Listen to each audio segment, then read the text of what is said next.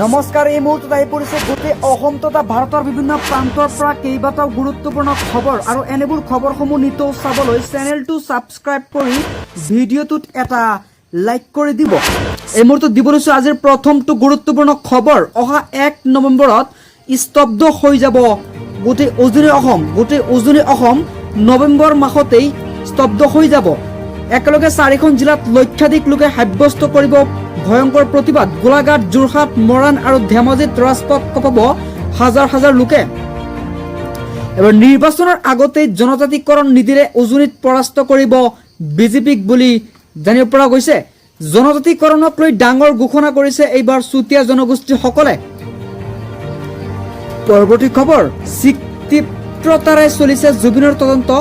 Singapore আৰক্ষীৰে SITৰ 1.5 ঘণ্টা জোৰা বৈঠক অনুষ্ঠিত হৈছে আৰু তন্নতন্নকৈ SITৰ দলে তদন্ত অব্যাহত ৰাখিছে। ছিংগাপুৰত ক্ষিপ্ৰতাৰে চলিছে অসমৰ জুবিনৰ মৃত্যুৰ তদন্ত।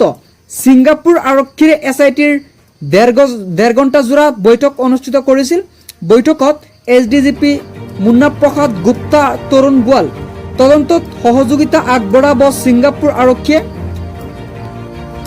ইফালে 11 ডিচেম্বৰত দাখিল কৰিব কৰোনাৰ তদন্তৰ প্ৰতিবেদন। এই মুহূৰ্তত জনাইছে এটা বিশেষ খবৰ। অসমৰ ৰাইজক ধৈৰ্য ধৰিবলৈ আহ্বান জনাইছে ছিংগাপুৰ আৰক্ষীয়ে। 19 ছেপ্টেম্বৰৰ সংঘটিত ঘটনাৰ স্থান পৰিদৰ্শন কৰিব। হোটেল পেন পেচিফিক চানটেক কনভাৰ্চেশ্যনো পৰিদৰ্শন কৰিব। ছিংগাপুৰত ক্ষিপ্ৰতাৰে চলিছে জুবিনৰ মৃত্যু তদন্ত। এই মুহূৰ্তত জনাইছো আন এটা বিগ ব্ৰেকিং নিউজ। এইবাৰ ক্ষিপ্ৰতাৰে চলিব জুবিনৰ তদন্ত। ছিংগাপুৰত SITৰ দল ইতিমধ্যে উপস্থিত হৈছে। ৰেচন কাৰ্ডত আপোনাৰ পৰিয়ালৰ কোনো সদস্যৰ নাম উঠা নাই নেকি? যদি উঠা নাই তেনেহলে অতি শীঘ্ৰেই অন্তৰ্ভুক্ত কৰক নাম। গতিকে কিদৰে অন্তৰ্ভুক্ত কৰিব আপোনাৰ পৰিয়ালৰ সদস্যৰ নাম সবিশেষ জনাইছো, ভিডিঅ'টো শেষলৈকে চাব।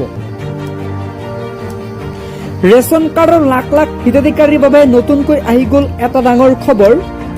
এতিয়াৰ পৰা ৰেচন কাৰ্ডত আপোনাৰ কোনো পৰিয়ালৰ কোনো সদস্যৰ নাম অন্তৰ্ভুক্ত নহলে আপুনি কৰিব পাৰিব অন্তৰ্ভুক্ত। গতিকে কিদৰে আপুনি অন্তৰ্ভুক্ত কৰিব সবিশেষ চাওক ভিডিঅ'টো। আপোনাৰ পৰিয়ালৰ কোনো সদস্যৰ নাম অন্তৰ্ভুক্ত হোৱা নাই নেকি ৰেচন কাৰ্ডত? যদি নাই তেনেহলে এই খবৰটো চাওক। পৰিয়ালৰ প্ৰতিগৰাকী সদস্যই লাভ কৰিব বিনামূল্যে ৰেচন চাউল। নাম নথকা সদস্যৰ নাম অন্তৰ্ভুক্ত কৰিব পাৰিব আপুনি ৰেচন কাৰ্ডত। কেনেদৰে কৰিব জনাইছো। ৰেচন দোকানীৰ সৈতে ইয়াৰ বাবে প্ৰথমে যোগাযোগ কৰিব লাগিব আপোনাৰ। তাৰ পাছতে নতুন সদস্যৰ সকলো তথ্য পাতি যোগান ধৰিব লাগিব বিভাগীয় কৰ্তৃপক্ষক। আপুনি অনলাইন যোগে কৰিব পাৰিব এই আবেদন। কেনেদৰে কৰিব আবেদন সবিশেষ জনাইছো।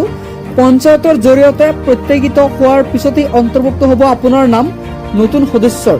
যদি আপুনি KYC কৰা নাই KYC কৰিব পাৰিব এই কাম। যদি কোনো লোকৰ মৃত্যু হৈছে তেনেহলে কৰ্তনো কৰিব পাৰিব আপুনি ৰেচন কাৰ্ডৰ পৰা তেওঁলোকৰ নাম। নতুন সদস্য অন্তৰ্ভুক্তি আৰু কৰ্তনৰ কামো কৰিব পাৰিব আপুনি অনলাইনৰ যোগেদি। আবেদন প্ৰক্ৰিয়া সম্পূৰ্ণ হোৱাৰ পিছতেই নতুন সদস্যই লাভ কৰিব 5 কেজিকৈ চাউল। এইটো সকলোৱে জানে। পৰৱৰ্তী খবৰ, ৰেচন কাৰ্ডৰ পাছতে আন এটা ডাঙৰ খবৰ আহিল। PM কিষাণৰ 21 নং কিস্তিক লৈ আহি গ'ল এটা ডাঙৰ খবৰ। যিকোনো মুহূৰ্তত আপোনাৰ বেংক একাউণ্টত সোমাই যাব পাৰে PM কিষাণৰ 21 নং কিস্তিৰ টকা। নৱেম্বৰ মাহৰ প্ৰথম সপ্তাহতে সোমাব পাৰে এই দেশৰ লাখ লাখ কৃষকৰ একাউণ্টত PM কিষাণৰ 19 নং কিস্তিৰ টকা। আপুনি নৱেম্বৰ মাহতেই চেক কৰক আপোনালোকৰ বেংক একাউণ্টসমূহ। ইতিমধ্যে 4খন ৰাজ্যতে PM কিষাণৰ 21 নং কিস্তিৰ ধন বিলোৱা হৈছে।